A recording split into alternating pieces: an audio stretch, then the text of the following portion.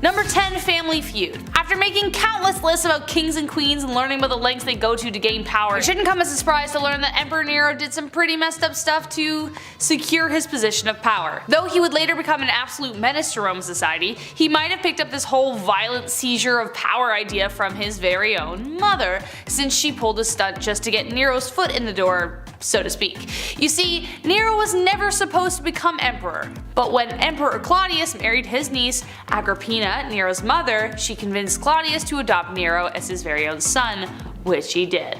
Mysteriously, Claudius died shortly after all this went down, which meant that Nero was now in line to inherit the throne. Nero became emperor at 17, and in an effort to secure his place of power, he got the bright idea to eliminate anyone who might try and come for his seat of power, and so he poisoned his stepbrother and later had his mother eliminated as well because he saw how she took out Claudius and he didn't want to meet the same fate.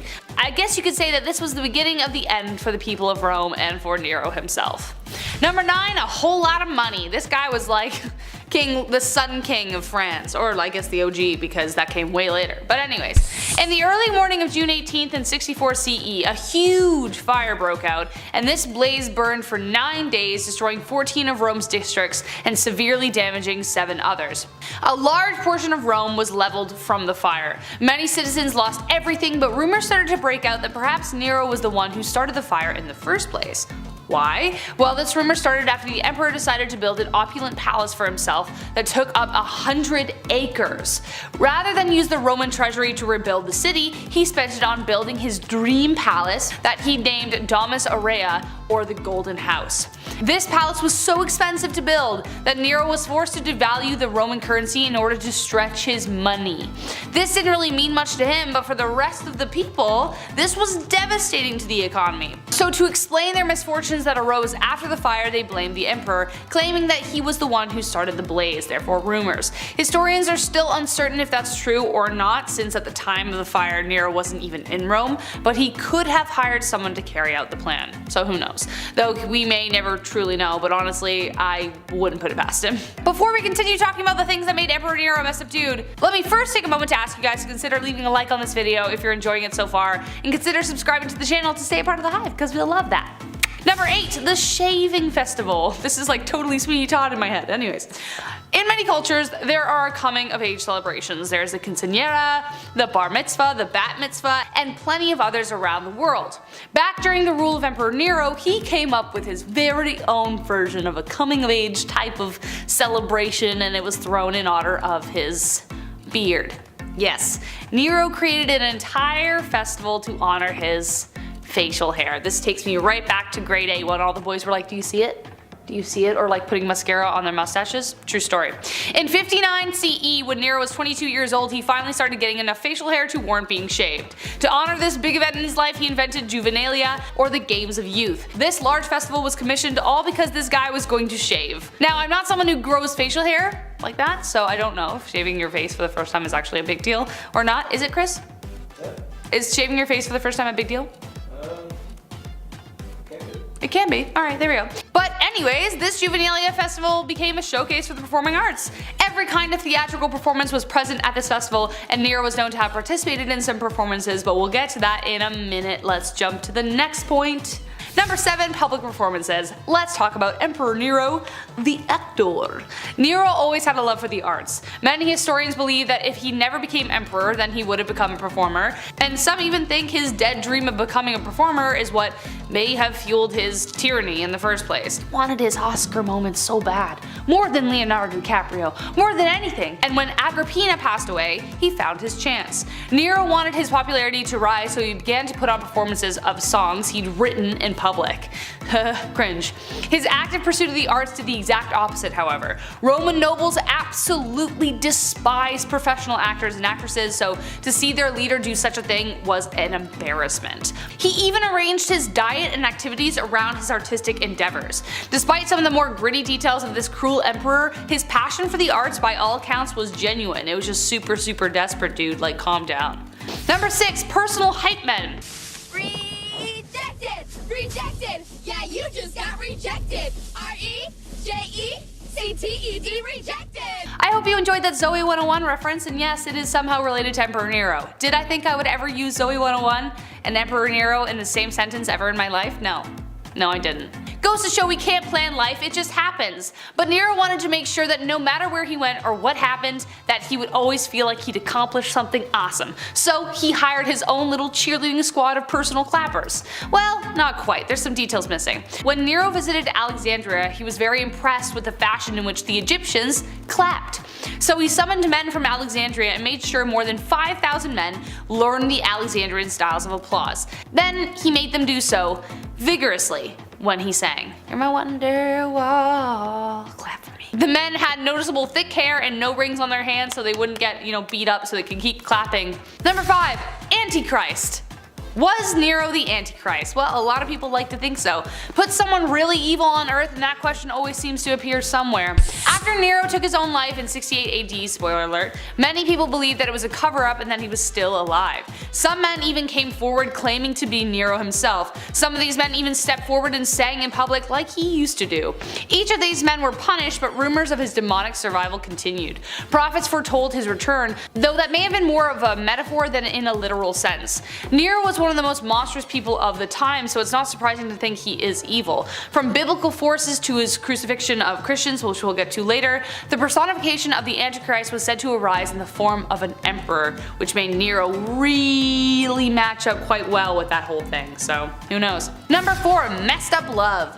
So of course, Nero had his fair share of mistresses, but according to rumor, there was none closer than Mummy Dearest. That's right, we got some Oedipus Rex action right now, but that was most likely a rumor perpetuated against a hated tyrant, but still, who can be sure? He and his mother often rode together in a litter and emerged with suspicious stains on their clothes, alleging what they might have done inside the litter. He also took up a mistress who looked a lot like his mother, which added fuel to the fire. Freud would have had a field day.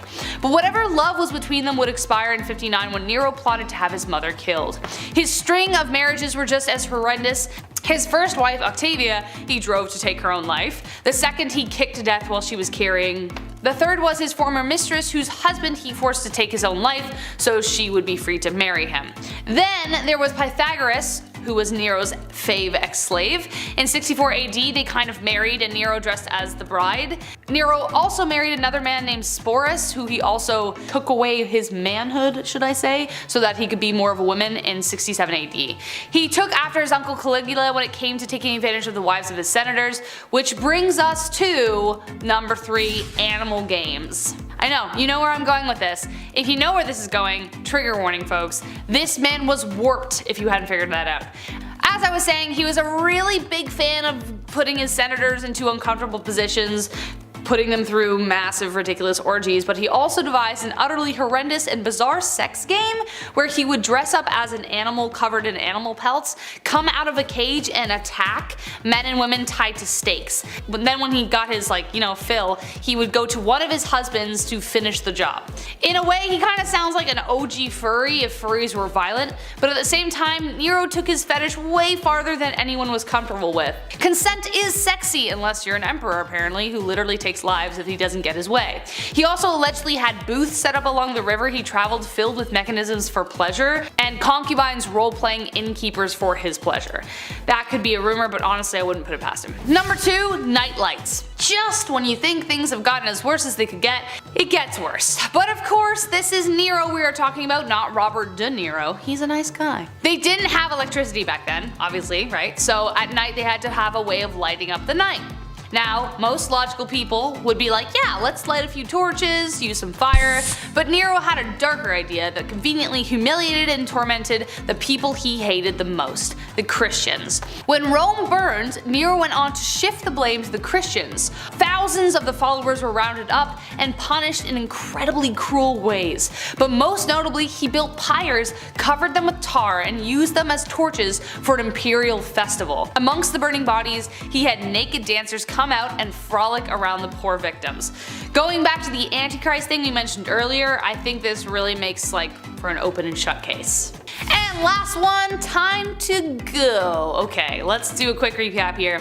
Bestiality, matricide, unalived his first wife and his second along with his kid. He basically bankrupted Rome by building his golden palace, raised taxes to pay for it, violated consent in so many brutal ways. Nero to 0. Am I right, folks? The emperor's Rome began to crumble and his officials were not happy. He would soon be declared public enemy number 1. Not long after a Roman governor renounced Nero and his legion was defeated in Germany, it was only a matter of time for the tyrant. The Praetorian Guard charged with guarding the emperor himself renounced him, and he was officially declared an enemy of the people by the Senate on June 8th in 64. Nero knew he was done for, so rather than face the masses and account for his crimes, Nero took his own life to beat them to it. His last words were apparently, "What an artist dies in me." And he died with his current mistress at his side. She ensured he at least had a very decent burial, but that was that for the tyrannical ruler. At number 10, population. It's pretty messed up just how many slaves there were in ancient Rome. In their society, wealthy people owned dozens if not hundreds of slaves to do their menial work. In ancient Rome, anyone could be sold into slavery. No matter your race or background, if you could work, you could be bought and sold. Historians believe that about 90% of the free people in Italy by the 1st century BCE had ancestors who were slaves. At one point, the Roman Senate debated having slaves wear uniforms to be able to distinguish them from the rest of society, but they ultimately decided against it when they realized just how many slaves there were. One ancient Roman politician once said, quote, "It was once proposed in the Senate that slaves should be distinguished from free people by their dress, but then it was realized how great a danger this would be if our slaves began to count us." End quote. They literally couldn't afford to let the slaves know how many other slaves there were, because if they would have known they outnumbered the other members of society, this could have led to a revolt. I mean, there were slave revolts regardless, but we will get to that later. At number 9, lifestyle. Ancient Roman slaves experienced different lifestyles and living conditions based on a number of factors, often linked to their occupations. Slaves who didn't have a specific skill or trade were often used in mines and agriculture, and those were the harshest conditions that they could have been subjected to. Oftentimes, they were literally worked to death, and since they didn't have any human rights in the eyes of the Romans, they were often overlooked and simply replaced. On the other hand, household slaves received more humane treatment. They were treated better by their masters, and sometimes they were able to get some money in order to buy their freedom. If they were able to buy their freedom, the slaves would become freedmen, which was a social class between slaves and free people. Before we continue discussing the hard lives of slaves in ancient Rome, make sure you guys smash that thumbs up button if you're thoroughly entertained so far, and maybe even consider subscribing to the channel to see more videos like this one. At number 8, Spartacus. At one point, a group of Roman slaves revolted, and though they eventually lost their battle, they survived a pretty long time thanks to one famous slave named Spartacus. Spartacus was a slave who escaped a gladiatorial training camp and recruited thousands of other slaves to fight for their freedom alongside him. For the slaves, Spartacus was their symbol of hope and their leader. This slave army was able to defy Roman authorities for 2 years with freedom in their sights, but unfortunately those dreams were crushed when Roman general Crassus crushed Spartacus and his army. After Spartacus was killed, the authorities came for the rest of the slaves in the army, and they were severely punished. 6,000 slaves who took part in the revolt were crucified, and this was almost a warning to the other slaves against trying to revolt again. Spartacus became a legend, but it wasn't enough to free the Roman slaves. At number 7, ownership. In ancient Rome, slavery and slave ownership was such a common practice that pretty much everyone owned slaves, regardless of social status. Even some of the poorest Roman citizens would own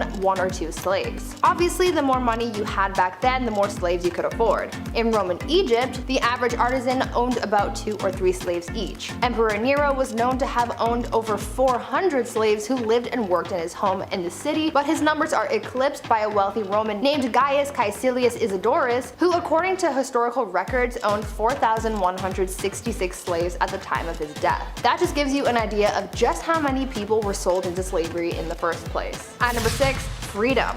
Earlier I mentioned that Roman slaves had the chance to buy their freedom.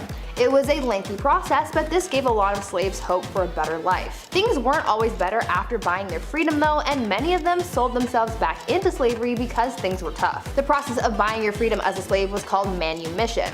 This could be achieved in a number of ways. Slave master could grant their slave freedom as a reward for their service and loyalty. The slave could pay their master a sum of money to be freed, or sometimes a slave master could just find it convenient to let their slave go. Most slave masters who chose that last option to free their slave for their own benefit were merchants who needed someone to be able to sign contracts on their behalf, and since slaves weren't allowed to represent their masters from a legal standpoint, they would be freed, but would still work for their master. You also had to be over the age of 30 to buy your freedom, so if you were lucky to live that long, then there was hope of being freed, but with the average life expectancy in ancient Rome being about 28 years or so, and and with the living conditions of many slaves, they would be lucky to get that opportunity. At number 5, demand. In ancient Rome, there was an incredibly high demand for slaves, but since there were so many slaves in Rome, there was always work for them. Oftentimes, people sold themselves or their children into slavery in order to pay off their debts, so when it came to being bought, that came pretty easy. Other than public office, slaves were used for almost every activity in ancient Rome. The most common slave trade was mining because workers were always in demand, mostly due to the high level of danger that came with the job,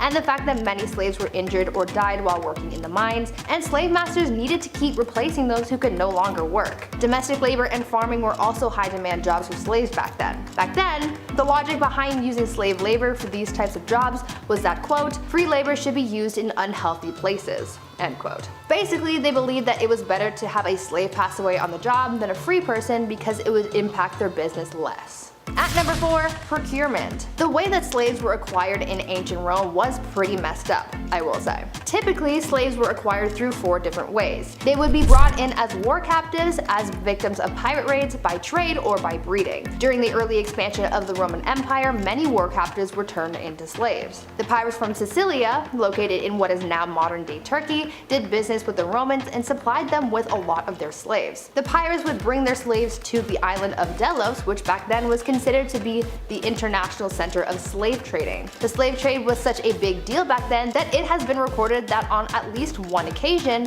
10,000 people were traded as slaves and shipped back to Italy in one day. This was a big business opportunity for a lot of people, but of course no one ever considered the lives of the people they were buying and selling. At number 3, fugitives. As you can imagine, life as a slave in ancient Rome, or at any period of time, wasn't easy. Living conditions were poor, it was dangerous, and no one should ever be treated like that or used for free labor. Many slaves have been known to escape, and obviously the same went for those in ancient Rome. Slaves running away from their masters was a common thing back then, and to deal with it, slave owners would hire professional slave catchers to hunt down, capture, and return the escaped slave back to their owner. For slave owners who wanted to take matters into their own hands, they would advertise rewards for those who could return their slaves, or they would just try and locate their slave themselves. Some slave owners had ways of preventing their slaves from getting away, like using collars with instructions on where to return the escaped slave, much like a dog collar, which is just dehumanizing.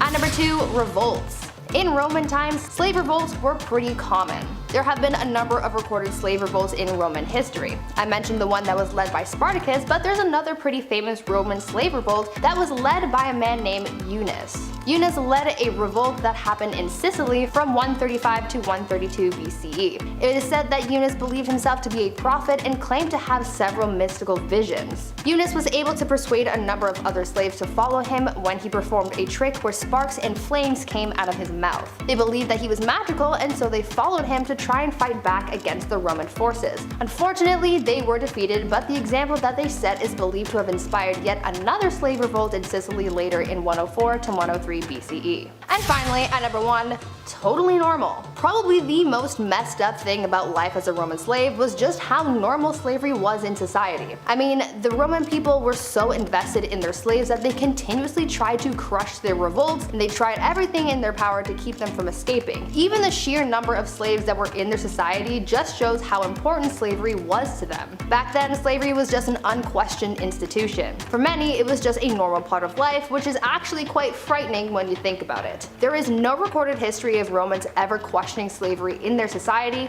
and all economic, legal, and social forces in Rome at this time worked hard to try and preserve slavery as part of their society. To the ancient Romans, slaves were seen as the direct opposite of free people, which they believed was a necessary balance that they needed in their society. They never completely got rid of slavery either. Though they did try and create new rules and laws to make life as a slave more bearable, they were still bought and sold into servitude and were seen as property and lesser people. Number 10. Parties of poison. Hindsight is 2020. Which I find more ironic than ever since the whole thing that happened and is continuing to happen. Today we know that lead, especially in large doses, is not good. It's poison. But a lot of the pipes that the Romans used in their plumbing were made from lead. Their water had 100 times more lead in it than the water that came from the springs, which means every time they drank water, they were poisoning themselves. Some side effects include behavioral changes as well as weakening organs and vital signs, etc., which may explain some of the more questionable emperor behaviors or the fall of the Roman Empire, because people got nuts. But to add insult to injury, the Romans used to sweeten their wine with something called sapa. Sapa is lead acetate, the sugar of lead, and it's also a salt, which is confusing, and therefore poison. Since Romans could down as much as 2 liters of wine in one sitting, they were slowly poisoning themselves, first with water, then with the wine. Speaking of wine, moving on to number 9, we have you better love wine. If you're a vodka or a beer person, you might not fit in while partying with the Romans, especially if you hate wine. Wine was the lifeblood of ancient Roman parties. Wine was drunk at every stage of the Roman party, but it had to be diluted with hot or cold water. Unlike how we drink wine today, which would be crazy if you were to dilute it. Whoa. It was looked down upon to drink wine in its purest form. It was served out with ladles, usually by naked and attractive male slaves. To heat the water, the Romans used special boilers, but if you really wanted to be bougie, they would add snow to make it cold. Considering they didn't have fridges back then, imagine the lengths they would have to go to keep the snow cold. Beyond temperature, Romans absolutely drooled for calda and mulsum. Calda was great for cold nights. It was kind of like a mulled wine. It was served hot and infused with spices. Mulda was infused with honey and a lot sweeter. I want to try and make both. Maybe I will on my Instagram. Let me know if I should in the comments below. Minus the lead, of course. Number 8, seating charts. If you have ever been involved in a wedding, you know how important a seating chart is. Or like even in school, when you're like assigned desks, it's a big deal. You could end up sitting next to your uncomfortable cousin or beside your smelly Aunt Sue. It could determine whether the conversation flows or it's stagnant the entire night. Ugh, hate that. Romans understood the matchmaking game when it came to banquets. It was a pretty big deal. Where you sat determined your station and overall how liked you were. They had a 3-couch system called the triclinium. The most honored guests would sit on the couch in the center next to the hosts on the right. But if you were on the couch on the left, it kinda meant that you weren't as big of a deal. Sorry. Eventually, as parties got bigger, so did the 3-couch rule extend to a huge semicircular couch in the middle that could hold about 12 people. Number 7, gladiator fights. We just did a video on this, Taylor and I, go check it out. Now, parties weren't just about eating, drinking, and socializing, there had to be entertainment, of course. Roman parties were designed around the 5 senses: taste, touch, smell, sight, and hearing. So of course there were the ancient Roman bards jamming out some earworms, but what was there to look at? You could only watch someone play the harp for so long. Next up on the entertainment list was acrobats, dancing girls, even mimes, which I was surprised to learn, plus trained exotic animals. If you were more like the charcuterie and like a quiet evening kind of person, you might enjoy poetry readings. But what really got the party started was an epic gladiatorial battle. Nothing like putting sharp objects in drunk people's hands. But that wasn't all they did. Parties were a big deal and nobles loved to outdo each other, so sometimes they went too far. More than once it got out of hand, but the most famous was during the reign of Emperor Elagabalus. He wanted to shower his dinner guests with flowers, so he built a false ceiling filled with them, but the flowers somehow ended up smothering some of his guests to death because he just kind of went overboard. Death by Roses. That's a poem title right there. Stick to poetry nights, my friends. Number 6, Saturnalia. One of the most popular Roman festivals. It was kind of like an early Christmas celebration, kind of, except it wasn't at all. It was actually about the god Saturn, not Christ. Oops, but it did take place in December 17th to be precise, for 3 days. But people loved it so much, it soon got extended to 7, a whole week. All work and businesses were suspended, so better do your shopping on the 16th. Slaves were even temporarily free to do as they pleased, even moral restrictions were eased. A mock king was chosen, and candles, wax fruit, wax statues were all given as presents. The practice of candle giving was to symbolize the sun returning after the winter solstice. A statue of Saturn bound at the feet would be untied and invited to join the party. The houses were adorned with wreaths and greenery, kinda like Christmas, and singing, dancing, gambling were all common features, so kind of like Mardi Gras and Christmas combined. Number 5, the Black Banquet. A prank that went down in history. Don't worry, this is nothing like GOT's. Red Wedding, thank goodness. Emperor Domitian had a pretty sick sense of humor and decided to host a party about it. In 90 AD, he invited a crowd of aristocrats to a banquet at Palatine Hill.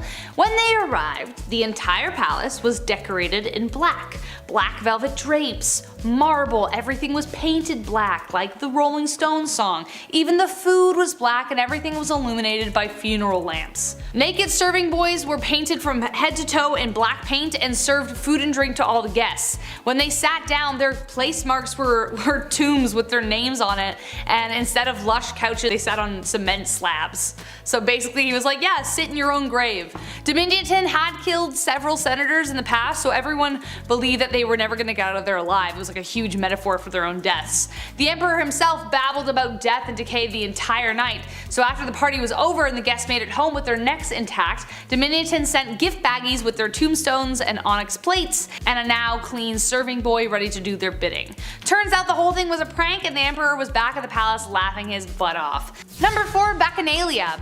The party that was so wild, it got banned. One word, orgies. The Romans dug that kind of kinky shindig, but they like to pretend they didn't. Bacchanalia, the back guy, is a term used to describe a drunken, debaucherous party at frat houses or sororities, which isn't far off from the heyday. The Bacchanal celebrates the god Dionysus, also known as Bacchus, literally the god of wine and a damn good time. The celebration could include massive feasts, ritual parades and performances, and people carrying clusters of grapes around, and of course, wine. Lots and lots of wine. It used to just be held by women 3 times a year, but soon men were slowly admitted to the festivities and they started making it happen about 5 times a month. But this was the breeding ground for scandal, as it was rumored orgies and even human sacrifice occurred. So they were banned in 186 BCE, and if you ban something, you'll only make it more popular, so the celebrations continued covertly. So if you're into that kind of stuff, maybe forgo the human sacrifice, but there it is. Number 3, power play party.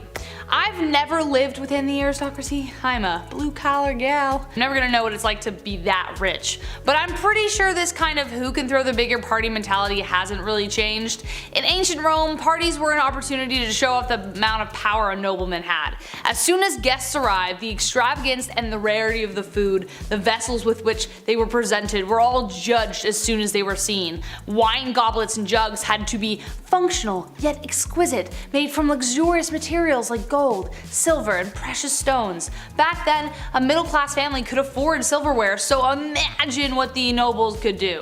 This display of wealth played the long game, and it could mean political favors could be made down the road. So, sneaky sneaky. Number 2, Party Island. This is where it gets really dark. Ever sipped on a Capri Sun? Well, this story may taint that memory, so fair warning. The island of Capri became a rich retreat for the Roman aristocracy, known for its sadistic debauchery. Emperor Tiberius laid claim to this island as a haven for his horrendous and horrific behavior. He brought really young, too young male and female people of the night to serve him at his villa. The island became a kind of party place with absolutely no limits. From orgies in the caves to tormenting his servants on the rack as entertainment, Tiberius seemed to be the god Pan incarnate. In fact, he acted like it too. He made all of his participants slaves dress up as nymphs and goats while performing lewd acts. The island even became known as Goat Island, with Tiberius being called the Old Goat. Ugh. Unless you enjoy dangerous games and gross parties, this definitely wasn't the party island fit for anyone. And last but not least, number 1, Caligula. Caligula's parties. Let's not go there. If you're a fan of Roman history, then you are familiar with the 2 most horrific emperors that ever were. One of them was Caligula. Though he started out pretty good, after an extreme bout of fever, his disposition entirely changed. Maybe it was because of the lead, we don't know. Many believed he was insane, as his cruelty knew no bounds, even when it came to joyous occasions. Caligula's thing was that he liked to embarrass the wives of his officials for some reason, and also his officials. He would force specifically married couples to his banquets, and then steal the wives away throughout the night and then violate them against their wishes. But his torment doesn't end there. He would then relay to the entire party everything that he did in graphic detail and enjoy the frozen shock on everyone's faces because they couldn't do anything about it. It's no wonder he was eventually assassinated. Even at a party this guy knew knew how to kill the mood. He wasn't the only emperor to turn the dial on creepy, Tiberius, when the party started, but if you had to choose whose party to go to, this one plus Tiberius, both of them, just don't go near them. Go to another time frame. Just imagine it otherwise. Number 10. The blade, the wife, and the horse? If you love something, you gotta let it go. Or how about parading your naked wife in front of your friends in the mighty Roman military? Emperor Caligula was so impressed with his wife's beauty, he just thought he had to share it, even though apparently she wasn't that attractive, and already had children with another man. Scandalous. If she had wheels, she'd be the town bike, if you know what I'm saying. As if displaying your wife's gratuitous curves isn't scandalous enough, apparently he would use very real threats as a strange way of flirting. Clearly this was a dude who's got some issues. Like for example, the one time he wanted to humiliate the Roman Senate by claiming to make his horse a consul.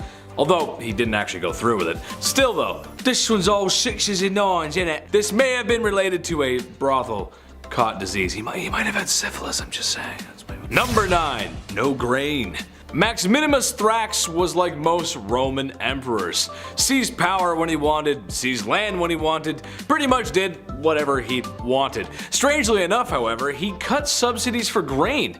This was one of the many tactics to help up cover for increased taxes. Taxes that were imposed because he had doubled the pay of the military during constant military action. That's a lot of coins needed. Eventually the people had had enough. And ironically, his own guards poked him with spears until he couldn't be poked anymore. I'm not a military expert or anything, but if you're gonna wage war, you gotta have the money for it. It's kind of like when the ice cream truck comes around and you're counting quarters for a large chocolate cone because you're 12 and life is hard and you deserve it. I love the ice cream truck. Number 8. Red Roman. Emperor Caracalla was also like many other Roman emperors, as he was quite bloodthirsty, and honestly just a bad dude. He unalived his brother Geta just because he didn't like him. Good reason, I guess. Then 20,000 of his brother's followers persecuted and killed. When some good folks heard about this terrible news, and were horrified, rightfully so, I mean who wouldn't be, they too were dealt with in a non-YouTube conduct safe way. He depleted the treasury from war and let foreigners have Roman citizenship. Now I know that sounds like a good thing, but it isn't. In already trying times, it completely messed up Roman societal culture. In a sense, fire is good. It allows us many things.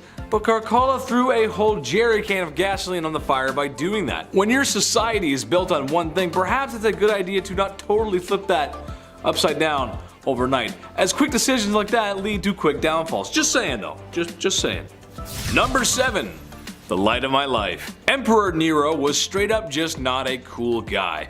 This whole list could be about him, but I'm here to make you laugh, not horrify you with the horrors of Pax Romana. Nero, like most emperors, was very wealthy, the kind of wealth that only people who shop at Whole Foods can understand. As it turns out, there was a fire in Rome at the time. Burned for a long time, pretty big deal. Who started the fire? No one really knows, even though Nero himself might be a suspect. However, it would be really easy to get rid of a group of people you don't like if you blame it on them. So it was blamed on the hot new religion at the time, you gotta love them, Christians, except Nero didn't, and he was kind of egotistical, so in order to punish these scapegoated Christians, he had them set ablaze. So there was more light in his garden, so to speak, or that's what is said, at least. I know sometimes we can all disagree with our faith, but lighting each other on fire is not the answer. Mom always said if you have nothing nice to say, then don't light people on fire. Okay, Mom. Number 6. Not so Hercules. Commodus was like many other emperors in thinking that he was very close to the gods, but Commodus thought he was a Greek god, and reincarnated Hercules to be exact. So much so that he would often take up a role as a gladiator, which a lot of Romans thought was scandalous as a leader. A leader shouldn't be dealing with the barbarians at our gates and other lands that were persecuting and invading and taking over, rather than performing in blood sports. It was thought that this was below the office of the emperor. Rumors began to stir that because of his love for the arena, he may not be the royal bloodline claimed to be. When in the arena, his adversaries always surrendered, so He always won. In return, he wouldn't kill them, to be fair, just scarred them, as it was seen to be a good thing to be bested by the emperor and then to leave with a mark. Sure, we'll go with that. Apparently, they also brought animals in for him to slaughter in the arena for entertainment. Eventually, people had enough of him wasting time and money playing gladiator games, and he was strangled by his coach. Oh, hey coach, I'm ready for the next match. How you doing? Hey, why are you looking at me like that, man? What's wrong? And what's that rope for? Number 5, last best hope. Romulus Augustulus was the last emperor of the Western Roman Empire. History gets kind of crazy after this point, but let's be real, what's more scandalous than being the last ruler of your empire? Could he have saved it? Would the world have looked different if he did? Truth be told, not a lot of records survived his reign, so we don't really know. Perhaps it's because he didn't have much time to write things down. Or maybe because he was still a minor when he inherited the failing Roman Empire. Or really it was because Rome's worst nightmare had come true. The barbarians at the gates had taken over Rome. The German barbarian general Odoacer took over and claimed himself to be the king of Italy, which ushered in the end of the Great Western Roman Empire. Talk about scandal. Number 4, excess, excess, excess. Emperor Elagabalus is what I think of when I think of a Roman emperor. Someone who is pampered in a time where most people don't have access to really anything easily. Eating grapes off the vine, bottles of wine, and your servants are looking fine. Alright, alright, alright. His life of decadence was also matched with the classic level of unaliving those who oppose you, or rather groups that you feel need to be persecuted. Even more scandalous than that is the question of his sexuality. Oh. While being debated by historians today, there are rumors that the decadent emperor may have been having a relationship with his male chariot driver. There's also rumors of the emperor wearing women's clothes. Very scandalous indeed, oh handsome emperor. Number 3, Senate Purge. I am the Senate, said Tiberius, knowing that he had a really cool name. While not the worst emperor on this list, he did purge the Senate in times of political unrest, just like everyone's favorite space emperor and one of my worst impressions. He wasn't a popular choice for the job, as he really only came to power through a series of misfortunes. All of this leads to a lackluster leader who, when he retired to an island off the coast of Italy, rewarded his mediocre work with some stuff to do with younger people that I just can't say on YouTube. Apparently, he became a heavy drinker and got himself involved in all kinds of vices. It is speculated that Emperor Caligula was a child on this island and may have witnessed this debauchery. It's speculated that this may have influenced his acts of sin, and honestly not sure what to call, as these guys are, I don't know what you call this, these guys are all messed up, man, I don't know, they're just crazy. Number 2, no holidays. Septimus Severus sounds like a brothel-related disease in the Harry Potter universe.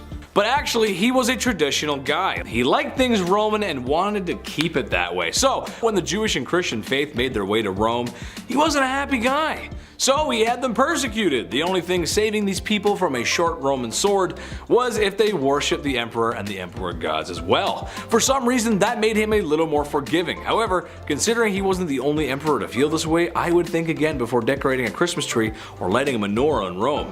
Of course, I'm only making humor of what probably was an awful time for those religious factions. We like to romanticize Rome, but she's not all perfect. Number 1, eye for an eye. Empress Irene of the Eastern Roman Empire may have been a woman, but was just as ruthless and bloodthirsty as her male counterparts. While a lot of people probably had an issue with her leading as a woman, I'd like to hope more people today have a problem with her politics and how she came to power. A little unaliving here, cozying up over there, playing the game until she got what she wanted. And there was this one time that she wasn't too happy with her son's politics, and it was likely he was going to have her power removed, so he needed to go on a timeout. She had some guards gouge his eyes out, which mortally wounded him. No big deal or anything. I guess there was no timeout corner back then. I went to Rome to the chief's palace. He bestowed upon me this wisdom after learning about Irene. That ain't it. Number 10, population. Here's the thing, folks. When you do the whole slave thing, you may need more than one. Maybe 2. Okay, 10 tops, no more than that. Okay, maybe like thousands. Yes, this was true of ancient Rome. While it is difficult to calculate the exact number of people who were slaves, some historians speculate that at least 10% of the population were slaves. And if that number doesn't feel right to you, it's because some say it could really be as high as 20%. That's a lot of folks. And honestly, if we're to study history and understand the mistakes of the past, well, having that many slaves means there's probably more people to join in the angry mob and the revolts, because you have slaves and people don't like that. Number 9, the act itself. I know I didn't have to tell you this, but I'm gonna tell you anyway. The act itself.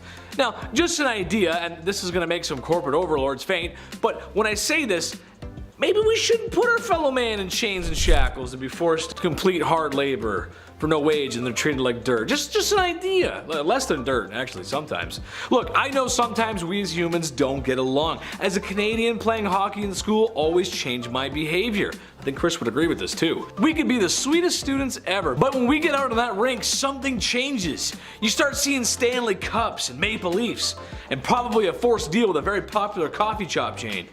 But all that seething Canadian rage never made me want to treat people the way slaves were treated. What I'm getting at is, even at our worst, we would never do that. I wouldn't do that, Chris wouldn't do that, we're not gonna do that. Number 8, work to work. I guess one slightly good thing about being a Roman slave is that, well, if you could even call a good thing in that, really, is that there was a chance to work for your freedom. Literally slaving away in the hot Roman sun for years just so you can get your freedom, so you can work and sweat in the hot Roman sun for years for very little pay. And that's so great when you put it that way. I hope there's a sunscreen budget. Some slaves could buy their freedom, some were freed by their masters, and getting freed was actually a big deal, as there was sometimes a ceremony where a slave and then a public official would touch the head of the slave of the staff. Abracadabra, alakazam, wishy-washy, sloshy, poof. Magic, you're free now. So simple, right? Almost like it didn't have to happen in the first place. Huh? Number 7, second-class citizen. You may have heard this term thrown around a little bit, but becoming a citizen of Rome was kind of a big deal. Your social status kind of defined how you lived. You'd think being a slave sweating away in the Mediterranean sun wasn't bad enough. There was a lot of red tape to go with this as well. So many rules. When freeing slaves, no more than 100 at a time could be freed. Okay, but I have a few issues with that. If your house has 100 slaves, you probably ain't gonna give up 100 in the first place. Now the rule says under no circumstances can you free 100 slaves at one time. Okay, what if you break it up? Say you do 50 at a time. What if you do 99 slaves and leave one until later? What if you release one at 11:59 and then the rest at midnight? What if some of the slaves are missing limbs from hard labor and only count as half? Let's say you release 99 and one half slaves at 11:59 and the last half at midnight. You see what I'm saying? There's too many rules. I can't deal with that, man. Too many rules. No. Number 6, foundation. Okay, everyone loves Rome. Who doesn't? You got your legions, you got your colosseums, you got your aqueducts. Oh, it's a big deal. As it turns out, the Romans were good at building stuff. Most impressive, honestly, was their roads. I know that's not as cool as the buildings, but trust me, anyone who actually knows architecture in the comments is gonna quietly nod their head and agree with me, and so yeah, he's right, actually, yeah. Roman roads last 2,000 years. Toronto is still waiting for the Edmonton Crosstown. That's a local inside joke, but trust me, it'll slap. Where the hell is that thing? Come on. The point I'm getting at is Romans built a lot of great stuff, and it could not have been so without the efforts of the many slaves who built their roads, tended their farms, and did just about everything. Honestly, it was built on the whole thing. Number 5, collars. Collars were made for animals, dogs, cattle. No one likes wearing them. Well, maybe except a certain anthropomorphic community, that is. You know what I'm talking about. Sadly though, Roman slaves did wear collars, similar to dog tags in the military. It's a form of identification, and you know that said person is a slave, which in case you didn't know was super uncool. Anyone who says otherwise is just off, or if I had to take a guess, they're the same people who would choose to side with Caesar's Legion in Fallout New Vegas. You know gosh darn well that the NCR is the right choice, and or also leading the Las Vegas Strip by yourself. I mean, come on, who doesn't want to be the CEO of 3 luxurious casinos in the Mojave Wasteland? But I digress. The collars are naughty. They're bad. Don't do that. Especially the explosive ones. I don't like it. Number 4, currency. There's something that just tickles my fancy when thinking about Roman gold coins. Maybe it's my inner historian, or maybe it's because my persona is Wario. Wario likes gold. Can't blame me. However, the Roman denarius is not what we're talking about right now. I'm talking about the ancients' other favorite currency, flesh and bone. Unfortunately for the slaves of Rome, they were traded, bought, and sold like an item, or used as a currency. When you build a whole society around such a horrible thing, this just kind of makes sense. It adds up. To make bad things even worse, sometimes when Rome was expanding or the Gauls got a little too close to Rome and some borders were being exchanged, it often meant that some slaves would change hands too. And by that, I mean they were taken and put to work for another boss that was probably less nice to them since they didn't come from the same area. Boy, history sure is mean sometimes, I tell you, that history, oh boy! Number 3, the bathhouse. I didn't think this was going to be a secret to anyone, but the slaves weren't just working in the fields or putting up some arches that last longer than most marriages.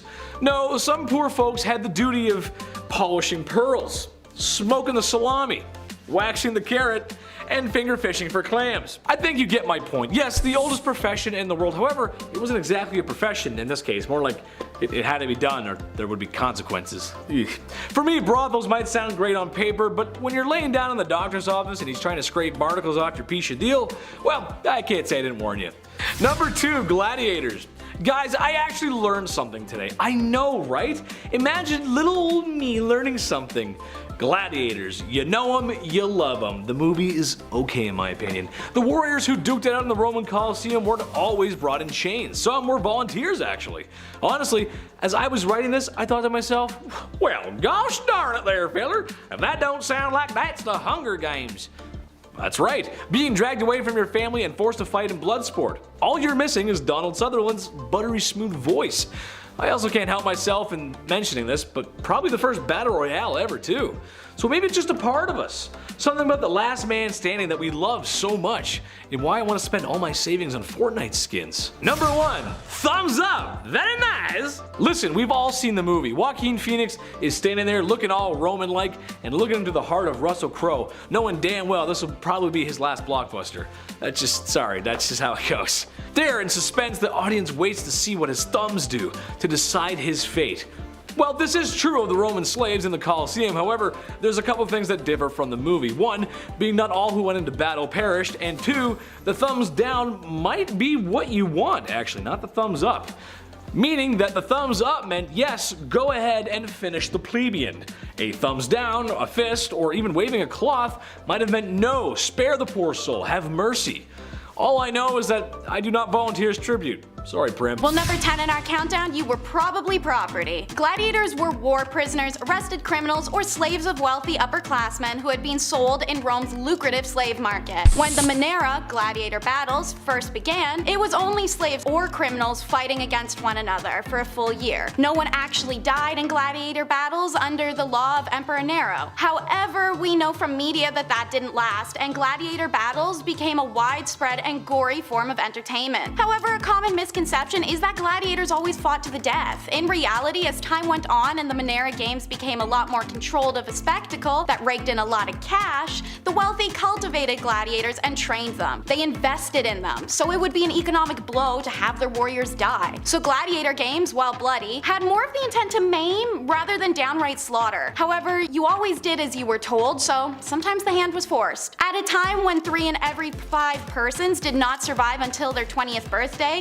the odds of a professional gladiator being killed even accidentally during the 1st century AD was perhaps 1 in 10. With this evolution and growing celebrity of gladiators came free men volunteering to be gladiators. They signed on for a fee and swore a fearful oath of absolute submission to the lentista, to be burned, flogged, beaten, or killed if so ordered. In fact, it was estimated that more than 20% of the trainee gladiators who attended the Ludi Gladiatori, or gladiator school, were free men from Roman society, and also composed most of the gladiator population by the end of the Roman Republic. But no matter how idolized a gladiator became in Roman society, he never rose above the social status of a prostitute. Number 9 in our countdown is the contradictory sexualization. Gladiators had their names painted on street walls, monuments erected, and even properties built in their names and images. So isn't it a little strange that despite all of this, the second a gladiator was out of the ring, Roman people would look down upon him? Well, since they were usually criminals or slaves, this was the case. The term gladiator was even used derogatorily at the time. That didn't stop their wealthy masters from taking advantage of the endless lust directed towards the men. Gladiators had such an effect on women that the first term for fangirl was invented in this time. Graffiti was found on the walls of Pompeii even note how one gladiator was the delight of all the girls, while another catches the girls at at night in his net. The whole industry was built around sexual attractiveness of gladiators, and gladiator merchandise was popular as a result, especially amongst Roman women. For example, flakes of gladiator skin, bottles of their sweat, and ornaments colored with their blood were sold as aphrodisiacs, contraceptives, and love potions. Men, however, sought out the fighter's blood because it was believed to increase a man's sexual vigor. Speaking of blood, could you use a little to your own advantage? Before you think about it, you can't fake death. Comes in at number 8. It'd probably be pretty tempting when faced with clubs, roaring lions, flaming arrows, and swinging swords. You get hit hard enough and a messy gash with enough blood can make your prone body look lifeless if you lay still enough. But don't be fooled. When they drag your body out from the arena and your heart skips a beat thinking you got away easy, you've done anything but. The Romans had measures to make sure that the dead were truly dead and not faking it. After a gladiator faced his honorable death and was carried through the death gate, he was taken to a room where he was stripped of his armor before they cut his throat. Nothing to worry about if you were dead, but if any part of you was still alive, it would be bleeding out. When a less than honorable gladiator was declared dead, a slave would instead come out and bash his head in with either a large rock or a club publicly. Either way, there was no way for a gladiator to escape death after he had fallen. The Romans loved their irony, and what better example than deaths at a funeral? Number 7 in our countdown. How did these bloody displays even begin? Well, they were originally part of the funeral entertainment and blood rites for wealthy nobles. When distinguished aristocrats died, their families would have 2 slaves or criminals throw down in a kind of macabre eulogy to honor the virtues the deceased had had. Okay, 2 Roman writers, Tertullian and Festus, give us some insight as to why this may be. Romans believed fresh human blood helped purify the deceased of sin. Under the reign of Julius Caesar, these games flourished. He threw 100-man spectacles in honor of his deceased daughter and father, and by the end of the 1st century BC, government officials began hosting state-funded games as a way of currying favor with the masses. One notable exhibition took place in 216 BCE, when 22 fights were held over 3 days to mark the death of a prominent senator. In gladiator school, these men are taught strategy, technique, stamina, and how to die, which is number 6 in our countdown. It was in the ludus that the gladiators learned the rules of the arena. Above all that they were taught was that they were entertainers first and killers second. But all gladiators were instructed to accept the will of their editor, the officiant. So, if the editor decreed that the gladiator be killed, they were expected to accept this by kneeling and showing their throat to their opponent to be cut. Despite their status and social standing, gladiators were expected to be noble and honorable in death. If you did indeed die well, then you would be treated with extra dignity. Your body would be removed from the arena with respect, as we discussed in number 8. So what makes a gladiator death inhonorable? First, the gladiator would have had to cry out during the fight, which is considered a sign of weakness. Should a gladiator be losing and ask for mercy from the editor and be denied, he was considered a coward who had failed to commit his life to the games. And so what do you feed a mighty warrior? Well, seeing as he was also your property, you want to get your bang for your buck. Number 5 is the warrior diet. When the remains of 67 gladiators, predicted to be over 2,000 years old, were researched, modern-day science allowed for a reconstruction of what these mighty men were eating. It was discovered that they ate a plant-based, carb-rich diet that included barley and beans, but very little animal protein. Essentially, they were vegetarians. For how hard these men were worked and trained, this diet was not meant to be filling. More pragmatic reasons, as simple carbs can boost subcutaneous fat and increase survival in battle. Because of this fatty cushioning, the blood vessels and nerves were better protected when they were cut in fights, as blood clots significantly faster. Another reason for this diet was that it was cheap when you had a lot of mouths to feed. Oftentimes food was already something gladiators had held over their heads as a motivational drive. Gladiators also consumed some more other questionable things, such as each other's blood, or drinking cupfuls of water mixed with ash as the perfect remedy for abdominal cramps and bruises. I guess if they're hangry, they're gonna be more efficient in the arena. Gladiators weren't the only hungry animals in the arena, however. Number 4 in our countdown is Battle of Beasts. Animals were seen in the arena for the purpose of killing or being killed. It's said around 1 million animals died in a sport called venatio over the 390 years that the Roman amphitheater was active. Venatio was hunting and killing of wild animals and would often take place in the morning ahead of a gladiator's battle that would be happening in the afternoon. Animals used in the games were considered to be extremely exotic at the time as a display of wealth of the empire. Some of these examples are deer, rabbits, crocodiles, and elephants, and then the better known examples of leopards, bears, tigers, boars, and lions. While the goal of venatio was for the animals to be the victim of the trained gladiator referred to as a venator, sometimes they simply overpowered their opponent and won in the arena, in which case, like a gladiator, the crowd would celebrate the animal's glory. Animals were also used in ad bestias, a form of execution for lower class. A prisoner or multiple would be let loose in the arena with wild animals for the crowd's delight. Sometimes traps or weapons were laid out to draw out the spectacle. Even after Emperor Constantine outlawed gladiatorial fights in the year 325,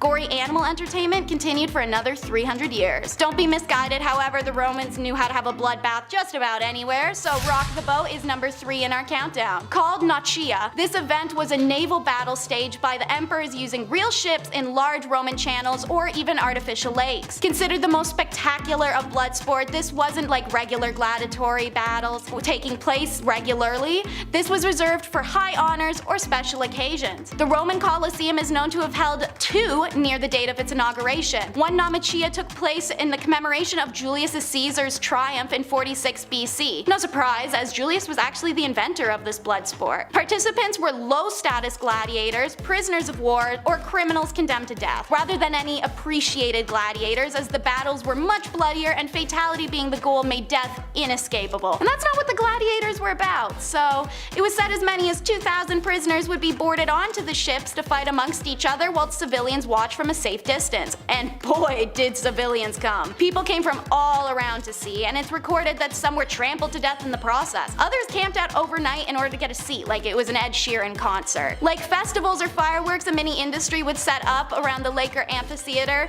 Bars, street vendors, and prostitutes would come into the area in order to capitalize on these events. Unlike a letter from Hogwarts, this is not the type of school you're excited to attend. Number 2 is gladiator school. You only got into this school one of 2 ways: slave purchase or volunteering, which by the way would be insane, as gladiator schools were incredibly strict and the training they provided was harsh, with some archaeological evidence showing that gladiators could be killed as punishment for just misbehaviors. This is because upon entering gladiator school, those who had not been condemned to it as a punishment for a crime sign a contract stipulating the type of combatant that they would become, how many times a year they would fight, and sign themselves over into the property of their master. Seeing as there was different kinds of gladiators, men were sorted into categories based on height and body, where they would train under a magistri, or a gladiator trainer, who were former gladiators themselves and would pass on the skills they learned in the arena to the new generation of fighters. As we know, food was sparse and purely fueled. The rest of the environment reflects that ideal, with gladiators living in cells and only leaving them to train or battle. If there were any luxuries in gladiators training schools, they were only there to protect the slave owners' investments in their gladiators. Archaeologists have found many schools equipped with heated floors and reliable hot water, as well as infirmaries and graveyards. After the rebellion of Spartacus and his fellow gladiators around 73 BC, these schools were no longer privately owned, and the state took a much closer interest in how they were run, ensuring that gladiators they trained wouldn't use their specialist fighting skills against Rome itself again. Finally, at number 1 in our countdown, the break for freedom. You've been kept in a dirty cell, forced to battle and train on repeat, fed mushy barley, something's gotta give. How do you get out? We know you can't exactly fake your death. Well, unfortunately, unless he performed exceptionally well in the arena, a gladiator was unlikely to be made a free man after just one glory. It's reported that most gladiators needed to fight and win about 15 times before seeing freedom from slavery. Since a sole gladiator fought an average of 3 to 6 times a year, this was a long time. And since 1/5 of all fights ended in one of the combatants dying, the odds of making it to freedom were pretty low. However, some gladiators had no interest in leaving. One example is celebrated fighter Flama, who rejected his offered freedom on 4 separate occasions. He carried on and in total fought an amazing 34 times, winning 21 of his contests and drawing in 9 of them before dying in an arena in Sicily. One of Rome's most famous gladiator battles documented was a tiebreaker. Priscus and Versus were 2 of the best gladiators of the 1st century, so obviously they had them face off. A poet named Martial documented both men being a perfect match of skill and bravery, fighting for hours until ironically submitting to one another at the same time. The crowd exploded at the scene, and shocked Emperor Titus declared that they had both won and gave them the ultimate prize: freedom, symbolized by a rudis, a wooden sword that both men would have used when they started their gladiator training. These examples were lucky and skilled men, however, as most gladiators did not ever survive to see freedom, especially those who earned their career as a punishment for being a criminal. Simply put, the most disturbing part of being a Roman gladiator is you never truly got to stop. Kicking off the list at number 10, party hard. The term boot and rally was added to the Urban Dictionary in 2002, but Romans were riding that wave out a long time ago. They knew how to get down. Well, rather, they knew how to get it up.